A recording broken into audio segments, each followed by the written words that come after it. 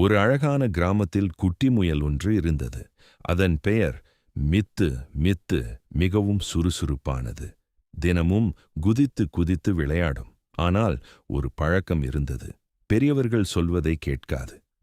ஒரு நாள் அம்மா முயல் சொன்னாள், மித்து, காட்டுக்குள் தனியா போகாதே, அங்கே நரி இருக்கும்.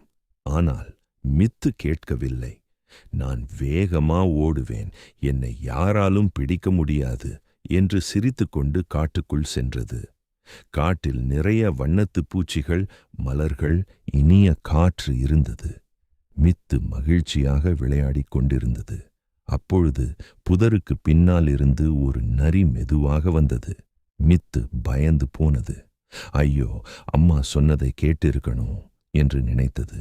மித்து வேகமாக ஓட ஆரம்பித்தது. நரியும் பின்னால் ஓடியது. அப்போது மித்து ஒரு சிறிய குழியை கண்டது. உடனே அதற்குள் குதித்தது. நரி உள்ளே வர முடியவில்லை. சிறிது நேரம் கழித்து நரி அங்கிருந்து சென்றது. மித்து வீட்டிற்கு திரும்பி அம்மாவிடம் சொன்னது, அம்மா, இனிமேல் நீ சொல்வதை கண்டிப்பா கேட்பேன். அம்மா முயல் மித்துவை அன்பாக அணைத்துக் கொண்டாள். கதை நெறி. பெரியவர்கள் சொல்வதை கேட்பது நம்மை பாதுகாக்கும்.